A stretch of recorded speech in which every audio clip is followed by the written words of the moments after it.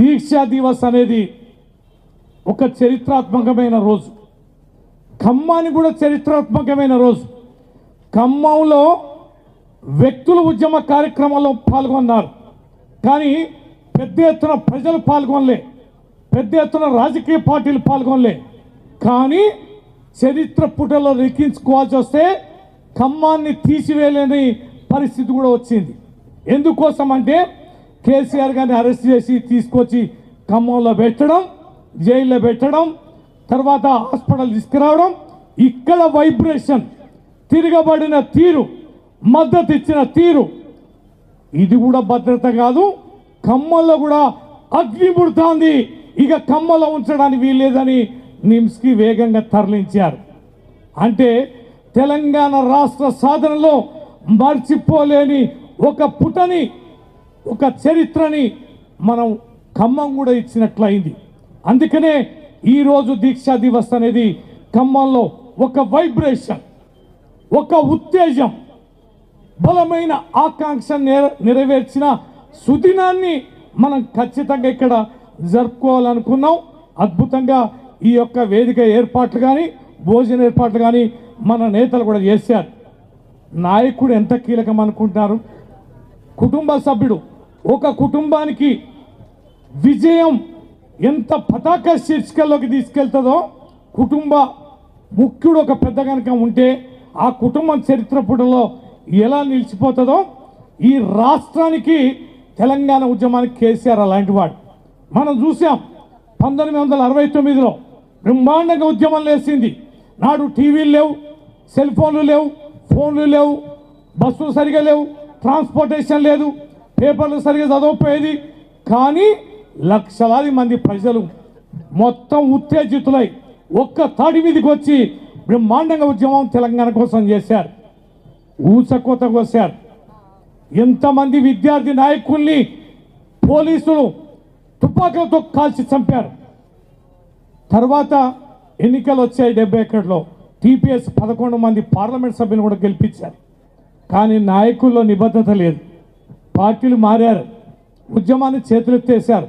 ప్రజలు ఉవ్వెత్తున లేచినా, తూటాలకు బలి అయినా, ఎన్నికల్లో ఓట్లలో గెలిపించినా ఆ ఉద్యమం భూస్థాపితమైపోయింది.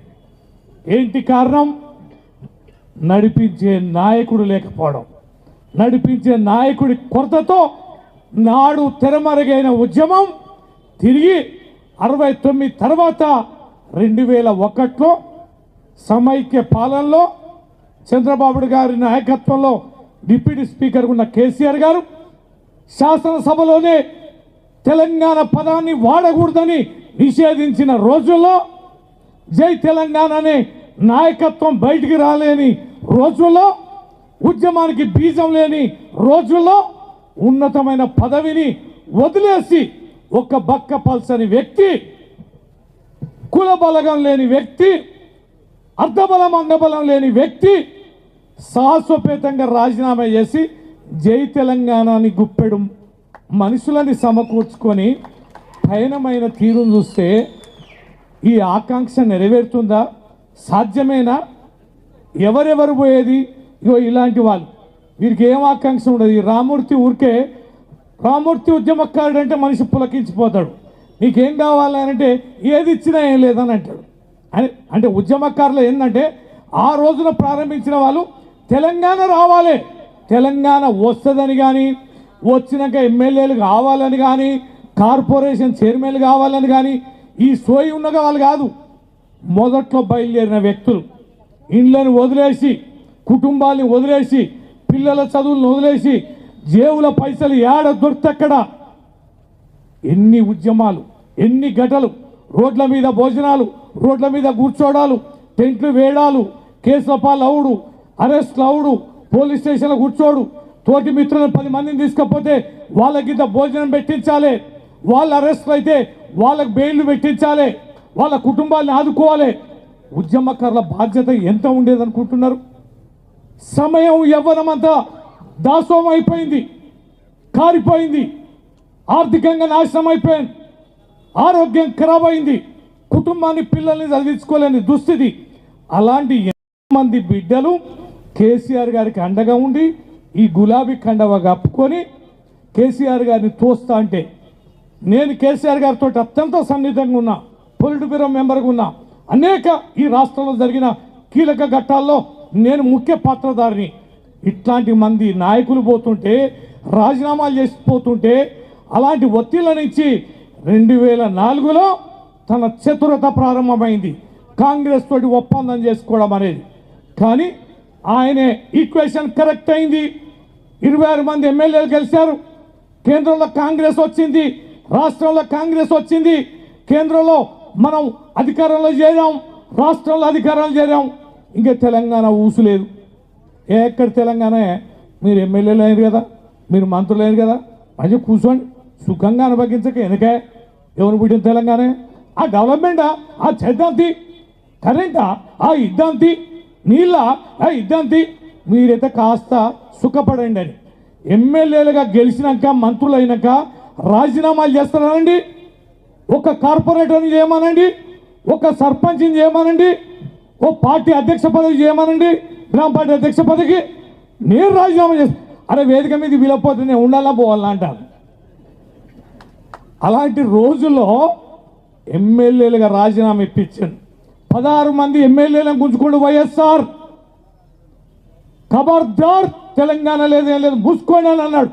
మంత్రులతో రాజీనామా ఇప్పించాడు కేసీఆర్ గారు, ఎమ్మెల్యేలతో రాజీనామా ఇప్పించాడు. తన కేంద్ర మంత్రి పదవికి రాజీనామా చేశాడు. 2006లో ఎంపీగా రాజీనామా చేసాడు. చేస్తారానండి? సాధ్యమేనా? ఈ రోజుల్లో మీరు వెతకండి. ఏ నాయకులు కష్టపడి జీవితకాలం అంతా కొట్లాడి రాజకీయాలు చేసి సాధించుకున్న పదవికి రాజీనామా చేయాలంటే ఎంత అలల్లాడిపోతారో, ఎంత విలవిలలాడుతారో మీరు చూడండి. కేసీఆర్ గారు తను చేయడమే కాదు, తన వాళ్ళని చేయించిందంటే ఎంత సాహసవంతుడు. చేశాడు.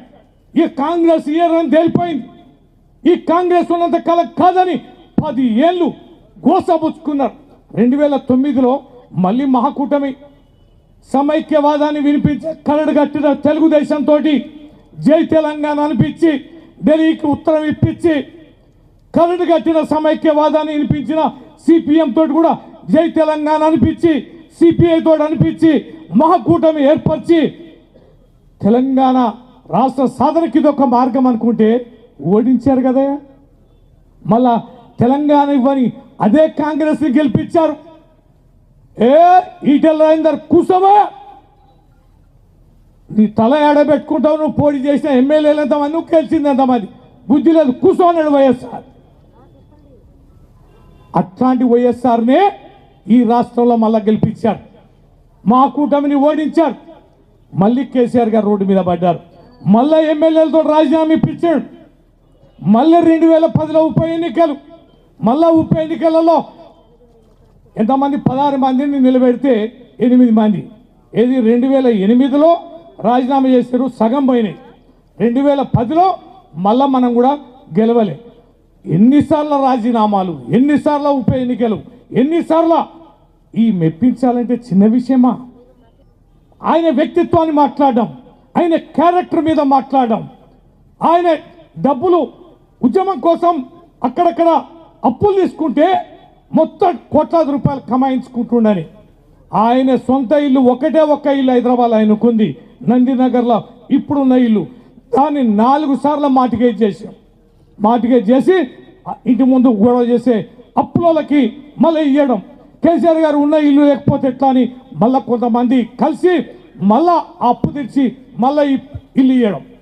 ఈ రకంగా ఆయన చేసిన త్యాగఫలం ఎన్ని రాజకీయ పార్టీలు, 31 రాజకీయ పార్టీలు ఢిల్లీలో ఎక్కని మెట్టలేదు, దిగని మెట్టలేదు, ఎన్నిసార్లు ఎక్కి వాళ్ళతో ఉత్తరాలు తీసుకుంటే ఆఖరికి ఇక కాదుగా నేను సావో కేసీఆర్ సావో తెలంగాణ వచ్చుడో తేల్చాలని దీక్షా దివస్ 29న ప్రారంభిస్తే డిసెంబర్ 9న ప్రకటన వచ్చింది.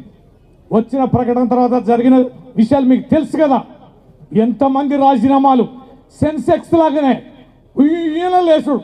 20 మంది ఎమ్మెల్యేలు రాజీనామా, 30 మంది ఎమ్మెల్యేలు రాజీనామా, 50 మంది ఎమ్మెల్యేలు రాజీనామా, 70 మంది ఎమ్మెల్యేలు రాజీనామా, మొత్తం రాజీనామాల కార్యక్రమం. అమ్మ అని మళ్ళీ ఏమైంది? మళ్ళా డిసెంబర్ 23వ తారీఖు నాడు తిరుగు ప్రకటన మేము అన్నాం డిసెంబర్ 9న కానీ బాగా వ్యతిరేకత వస్తుంది కనుక హింసాత్మక పరిస్థితులు ఉన్నాయి కనుక లా అండ్ ఆర్డర్ ఇష్యూ ఉంది కాబట్టి రాజ్యాంగ సంక్షోభం ఏర్పడుతుంది కాబట్టి మేము పునరాలోచన చేస్తామని మళ్ళీ ప్రకటన.